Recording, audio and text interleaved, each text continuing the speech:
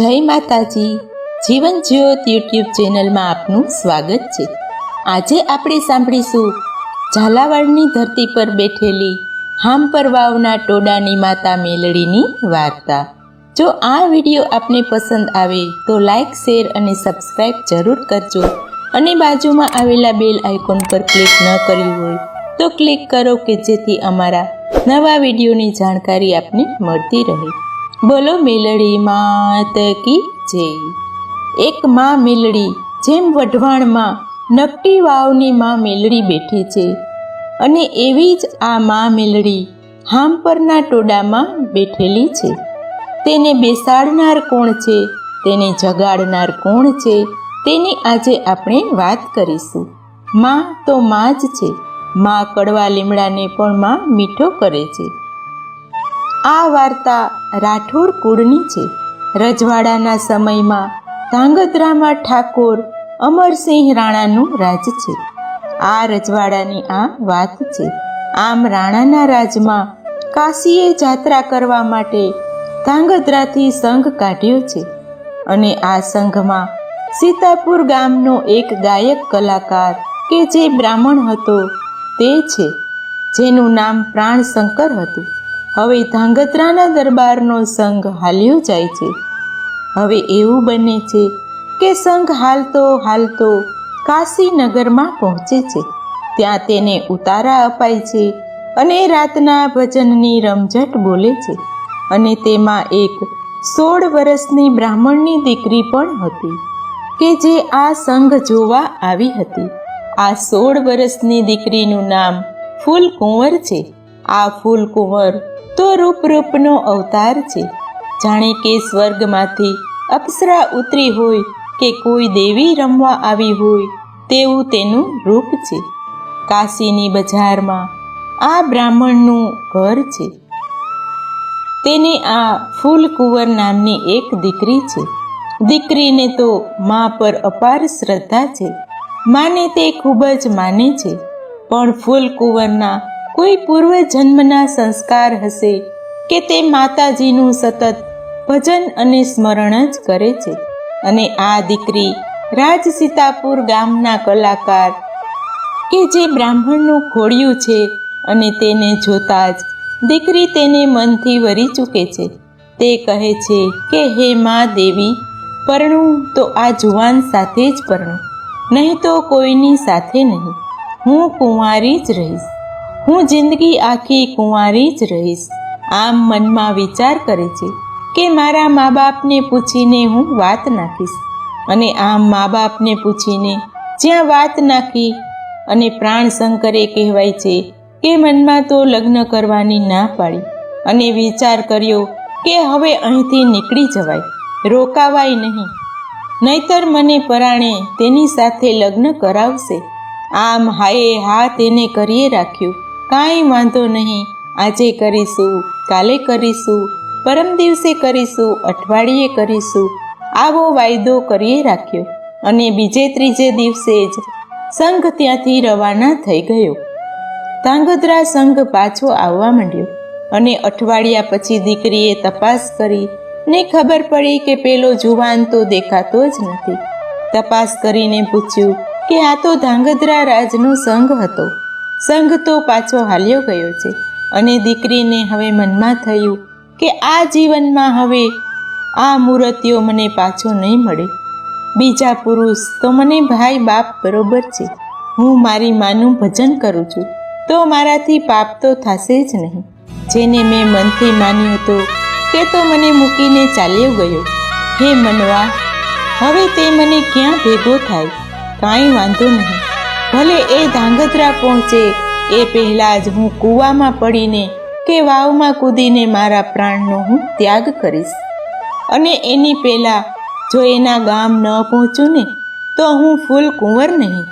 ફૂલકુંવરે માતાજીનો દીવો કર્યો અને કહ્યું કે માળી, આ સપનું પૂરું કરવા માટે મારી પાસે હવે બીજો કોઈ ઉપાય નથી।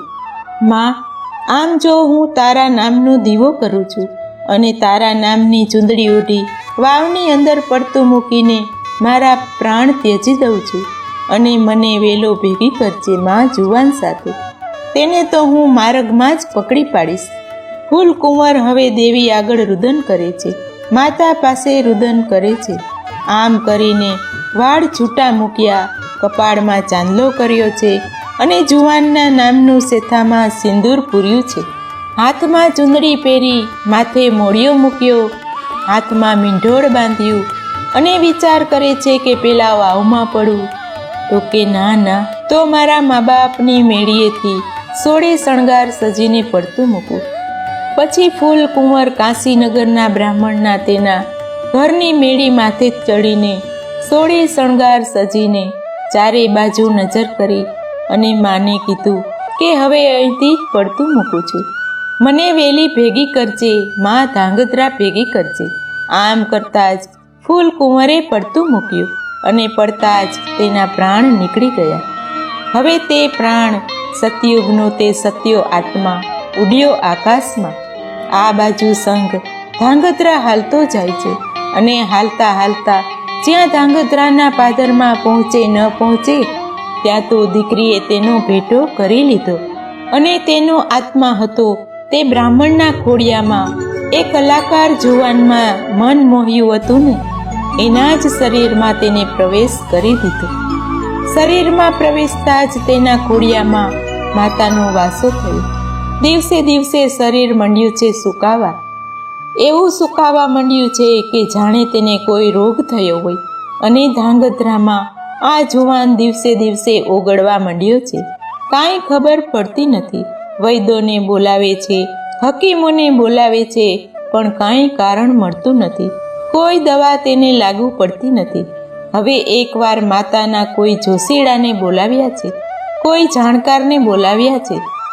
કહે છે કે આના શરીરમાં જો કોઈ દેવગતિની વાત હોય તો પાટ નાખીને માને પૂછો કે આ જુવાનને શું થયું છે. ધાંગધ્રાના દરબાર તેની પ્રજાના સુખ માટે જાણકાર જોશીડાને બોલાવે છે. આમ આ સમયે એક જોશીએ જ્યાં આમ નજર કરીને જોયું અને વિચાર કર્યો કે માનો ન માનો પણ આ શરીરમાં કોઈ આત્માનો પ્રવેશ છે. બાપુ, દરબાર, અમે તો જોશીડા કહેવાઈએ. અમે શરીર જોઈને કહીએ છીએ કે આ શરીરમાં કોઈક દેવનો પલ્લો છે, કોઈકની ગતિ છે અને આ કોઈથી વળશે નહીં. પણ ઝાંઝરકાની બાજુમાં મેઘવાડ સમાજના એક સંત છે. એ સંત સવૈયો નાથ છે કે જ્યાં દ્વારકાનાથની ધજાયુ લહેરાતી હોય છે. એવો જોગીનો ને જોજો સુનાગઢ છે રમા.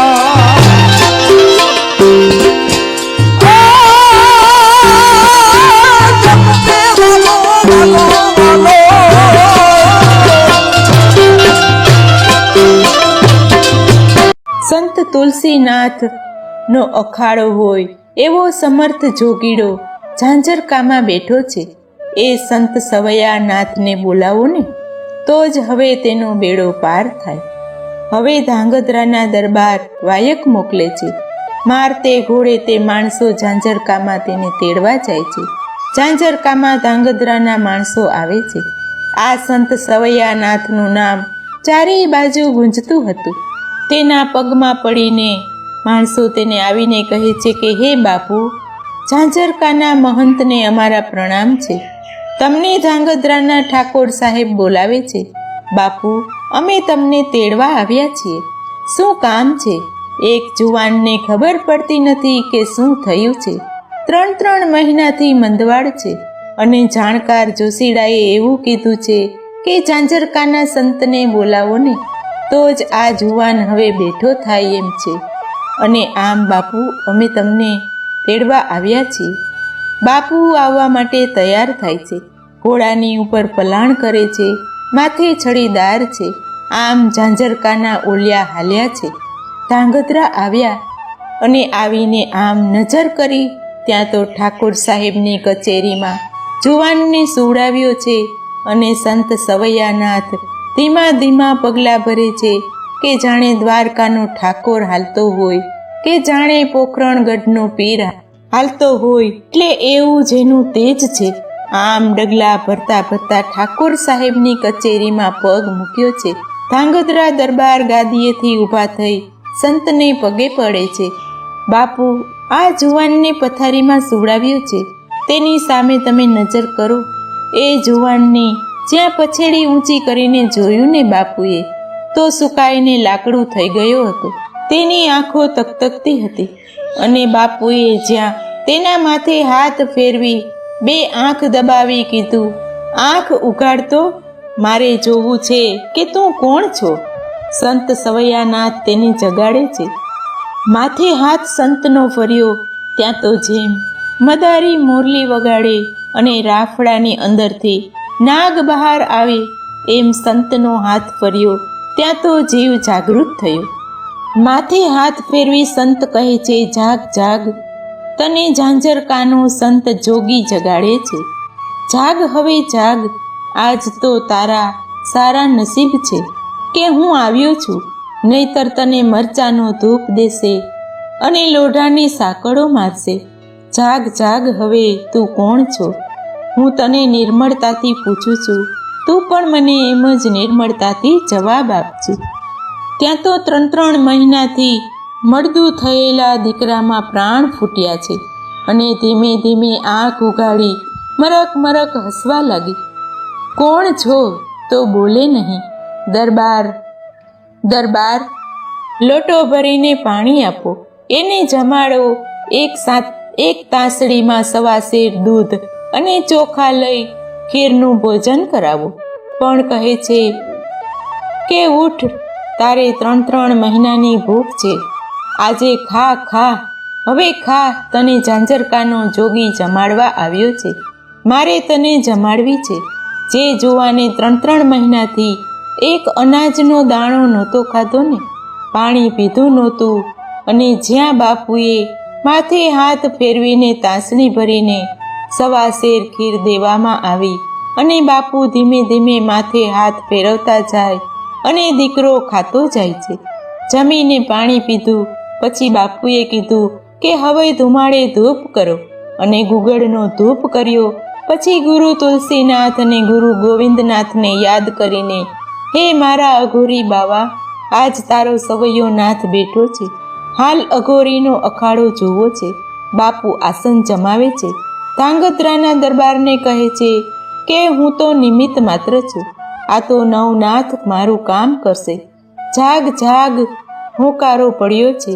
ત્યાં તો જેમ નાગણી ફૂફાડો મારે ને એમ જુવાન બેઠો થયો છે. ખમ્મા ખમ્મા, તું કોણ છો? બાપુ, પાછા હાલ્યા જાઓ, હું તો સંતનો મલાજો નહીં તોડું, અહીંથી જતા રહો. કોણ છે એ તો કહે. હું કાશીના બ્રાહ્મણની દીકરી છું, ફૂલકુંવર મારું નામ છે. હે, શું કીધું? બ્રાહ્મણની દીકરીને આવું કામ? દીકરી, મેલી વિદ્યા તો બીજા કોક કરે, તું તો બ્રાહ્મણની દીકરી છો, તને શરમ નથી આવતી? હાલ તને બાપ થઈને પૂછું છું કે શું છે? ત્યારે દીકરીની આંખમાં આંસુડા પડે છે. જુવાનના ખોડીએ દડ દડ રોવા લાગી છે. બાપુએ બાપ કીધા છે, તેથી તું આજે મારો બાપ છે નાથ.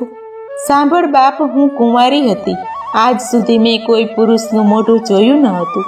માતાજીની પરમ ભક્ત હતી, પણ આ સંઘ આવ્યો તે હું જોવા આવી, અને આ જુવાન પર મારી નજર પડી, અને મનથી પવિત્ર મારો સમજી મારે એની સાથે લગ્ન કરવા હતા, અને મને તે છેતરીને જતો રહ્યો છે.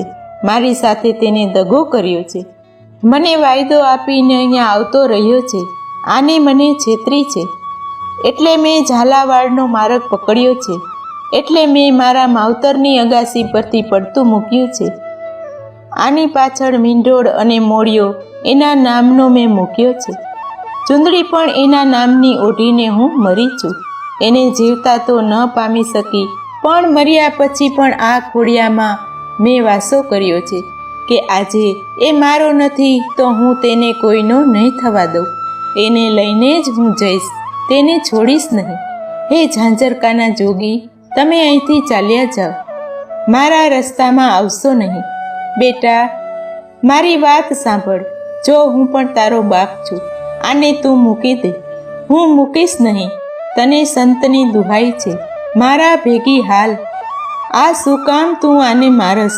તને તે મળશે નહીં. જગત તને યાદ કરે એવું હું નામ આપીશ, તને એવું ધામ આપીશ, તને અખંડ દીવો આપીશ. પણ હાલ હવે હાલ, તને નવનાથની દુહાઈ છે, તને મારા ગુરુની દુહાઈ છે. દીકરી તરીકે હું તને લઈ જઈશ. દીકરી તરીકે લઈ જશો બાપુ? હા, હું તારો બાપ છું. આમ હું કહું તેમાં તારે ઉતરવું પડશે. બાપુ, હવે તમે જેમ કહેશો તેમ હું કરીશ. હું તમે જેમ કહેશો તેમાં ઉતરીશ. તમારી હારે હવે હું આવવા તૈયાર છું. બાપુએ એક શીશો મંગાવ્યો છે અને આમ જો પવન પૂતળી બનીને આમાં તું ઉતરી જા. હું પછી શીશાનું ઢાંકણું બંધ કરી દઈશ. દીકરી હવે કબૂલે છે કે હા બાપુ, હવે હું ઉતરી જાઉં છું. અને ત્યાં તો સડસડાટ તેનું શરીર છોડીને બહાર નીકળી ને બાપુએ કીધું તું એ પ્રમાણે જ બાપુની હથેળીમાં ઉતરી ગઈ. પછી બાપુએ તેને શીશામાં ઉતારી દીધી. બાપુએ તેને આશીર્વાદ આપ્યા કે જગતમાં તારા નામનો ચૂડલો રોપાશે. હવે કુંવર બેઠો થયો છે. બાપુએ સંતને પહેરામણી આપી છે અને પછી બાપુ હાલી નીકળ્યા છે. જ્યાં હાલતા હાલતા આજની તારીખમાં હાંપર ગામ છે અને બરોબર વગડાની વાટે વાવ આવેલી છે. અને શીશામાંથી દીકરી હાથ જોડીને બાપુને કહે છે કે બાપુ, આ વાવનો ટોડો મને બહુ જ ગમે છે. આ વગડો મને બહુ જ ગમે છે. મને અહીંયા જ બેસાડી દ્યો ને. બાપુ, મારે અહીંયા જ બેસવું છે. બાપુના આંખમાંથી આંસુડા પડે છે. તે દીકરીની સામું જોવે છે, કેમ કે તેને દીકરી કીધી હતી. એટલે સવૈયાનાથ કહે, બેસાડું તો ખરો, પણ કંઈક તારું પ્રમાણ તો બતાવ. અને બાપુની જોડીમાં દીકરીને જે શીશામાં પૂરી હતી એ શીશો મૂક્યો હતો ને, તે જોડી 1.25 મણ વજનની ભારે થઈ ગઈ. દીકરી ખડખડ દાંત કાઢે છે. જોડીમાં કાંઈ વજન હતું નહીં ને 1.25 મણની જોડી થઈ ગઈ. આવું કેમ થયું? ત્યારે બાપુ કહે છે કે ખમ્મા ખમ્મા દીકરી, તને ખમ્મા છે. હવે મને તારામાં ભરોસો છે કે જગતમાં તું સારા કામ કરવા માટે બેસીશ અને તું કોઈનું ખરાબ કરીશ નહીં. બાપુએ શીશો લઈ અને ધીમે ધીમે તે વાવના પગથિયા ઉતરે છે. બાપુએ જોડીમાંથી કંકુની ડાબલી કાઢી અને શ્રીફળ અને ચૂંદડી લીધી અને વાવના ટોડે કંકુનો ચાંદલો કરી ત્રિશૂલ ચિતર્યું અને શ્રીફળ મૂકીને માથે ચૂંદડી ઓઢાડી અને જેમ દીકરીને માથે હાથ ફેરવતા હોય ને એમ સવૈયાનાથ ચૂંદડી અને નાળિયેરને માથે હાથ ફેરવીને કીધું કે જા બાપ, આજથી હું તને હામ પરના ટોડાની મેલડી કરીને બેસાડું છું. હવે બ્રાહ્મણની દીકરી મટી અને મેલડી થઈ જા. આમ હામ પરની માં મેલડી થયા. જ્યાં શ્રીફળ અને ચૂંદડીને ચાંદલો કર્યો ને અને ગોખ દીધો ને, ત્યાં તો ડાકલા વાગવા લાગ્યા. દીકરી ખડખડ દાંત કાઢે છે કે બાપુ, મને અહીં તમે લઈ આવ્યા છો ને, અહીં સુધી તમે મારા બાપ હતા અને હું તમારી દીકરી હતી. હવે તમે મને મેલડી તરીકે બેસાડી દીધી છે, તો જગતમાં હું માં થઈ ગઈ છું. તો હું તમને વેણ આપું છું કે સવૈયાનાથની જગ્યામાં હું કેડિયાની કહની માતા કહેવાઈશ. મને જ્યાં યાદ કરશો ત્યાં હું આવીને ઊભી રહીશ અને સૌના હું કામ કરીશ. અને આ માતા મેલડીના બોલ માંડી સવૈયાનાથ ત્યાંથી હાલી નીકળ્યા. ત્યાં માતા મેલડીનું મંડાણ થયું. તો બોલો મેલડી માત કી જય.